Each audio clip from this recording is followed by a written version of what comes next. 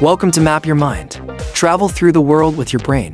Venezuela, a land where mountains touch the sky, rivers roar with untamed force, and the Caribbean whispers along golden shores. It is a country of dazzling beauty and deep contrast, a place where nature is a masterpiece, and history is a tapestry woven from triumph and tragedy.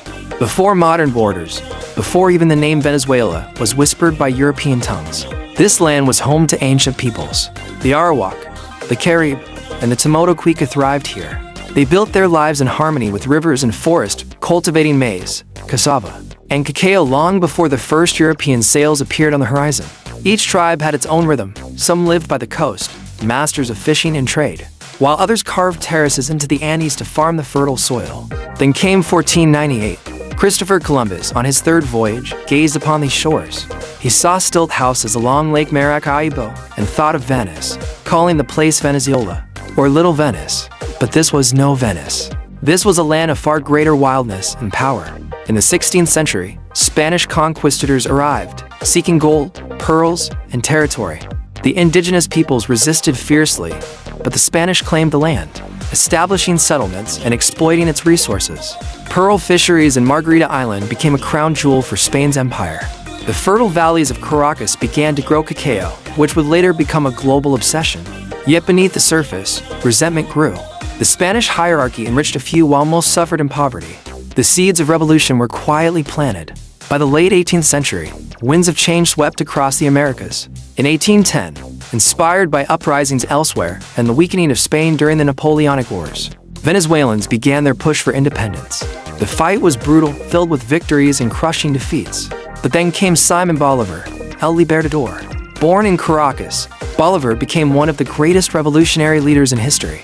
He did not just dream of an independent Venezuela, he envisioned a united South America. By 1821, after years of relentless battles, Venezuela achieved independence from Spain. It became part of Gran Colombia, Bolivar's grand project, alongside Colombia, Ecuador, and Panama. But unity was fragile. By 1830, Venezuela broke away to stand on its own. The new republic faced instability.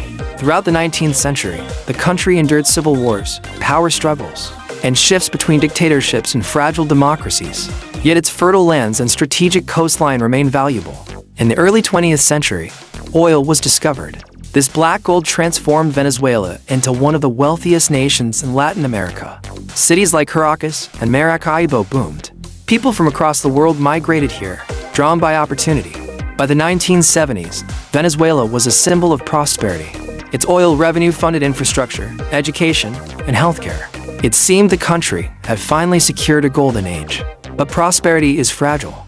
By the late 20th century, corruption, economic mismanagement, and dependence on oil prices began to erode the stability.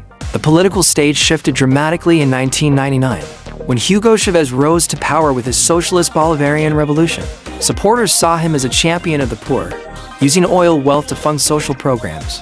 Critics accused him of authoritarianism and eroding democratic institutions.